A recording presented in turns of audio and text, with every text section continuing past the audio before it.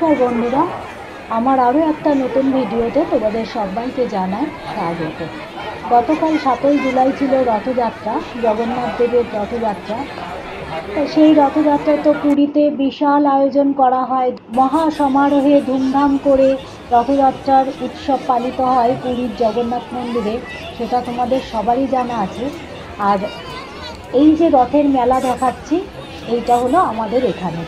আমি তো আর পুরীতে যাইনি বন্ধুরা, আর যখনই পুরীতে গেছি রথে কিন্তু যাইনি। পুরীতে রথযাত্রায় যে পরিমাণে ভিড় হয় সেই জন্য রথের সময় আর যেতে ওই ভিড়ের মধ্যে ভালো লাগে না। অন্য সময় আমি গেছি, যদিও জগন্নাথ দেবকে দর্শনও করেছি, রথে আমার যাওয়া হয়নি। এখন আমি যে রথের মেলা দেখাচ্ছি, এটা আমাদের এখানকার রথের মেলা। আমার ছেলে ভিডিওটা করে এনে দিয়েছে, ছেলে বেরিয়েছিল বন্ধুদের সাথে, তাই সে ভিডিও করে এনে দিয়েছে। আমি ওকে বলেছিলাম একটু করে এনে দিস, যাতে তোমাদের সাথে শেয়ার করতে পারি।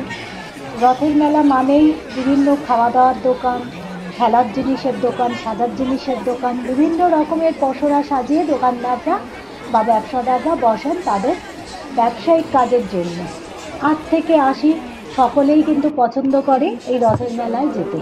সারাদিনের কাজের ফাঁকে ক্লান্তি দূর করার জন্য মাঝে মধ্যে কিন্তু আমাদের বিনোদনেরও দরকার আছে। তাই যখনই কোনো উৎসব বা অনুষ্ঠান হয়, তখনই সেখানে মানুষের ঢল নেমে যায় বা ভিড়ে সেই জায়গাগুলো উপচে পড়ে। আর আমাদের এখানে কোনো অনুষ্ঠান হলে তো তার কথাই নেই বন্ধুরা, এত ভিড় হয় যে বলে বোঝানো যাবে না। রাস্তা পারাপার কালকে করাই যাচ্ছিল না, মানে এপার থেকে যে ওপারে যাব রাস্তার, সেটাই কিন্তু করা হচ্ছিল। তার মধ্যে আরেকটাও গল্প তোমাদের বলি বন্ধুরা। আমার ছেলে এসে যখন আমাকে বলল, ওরা বন্ধুরা মিলে এক জায়গায় বসেছিল, সেখানে এসে দেখলো একজন বয়স্ক ভদ্রমহিলা, হাঁটতে চলতে একটু সমস্যা অসুবিধে, খুব গরিব ঘরের হয়তো হবে, তাই সে একটা পাঁপড় খাওয়ার জন্য কাকুতি মিনতি করছে। তার কাছে 5টা টাকা রয়েছে, কিন্তু পাঁপড়ের দাম ছিল 7 টাকা বা 10 টাকা এরকম হবে। যে পাঁপড় বিক্রি করছেন তিনি ওনাকে পাঁপড়টা দেবেন না। একটা পাঁপড় খাওয়ার জন্য সে কিনবে, একটা পাঁপড় নেবে, তার কাছে 5 টাকার বেশি নেই, তাই সে দিতে পারছিল না। কিন্তু সে পাঁপড় খেতেও চাইছিল, সে কি দিচ্ছিল না, তাই সে নিতেও পারছিল না।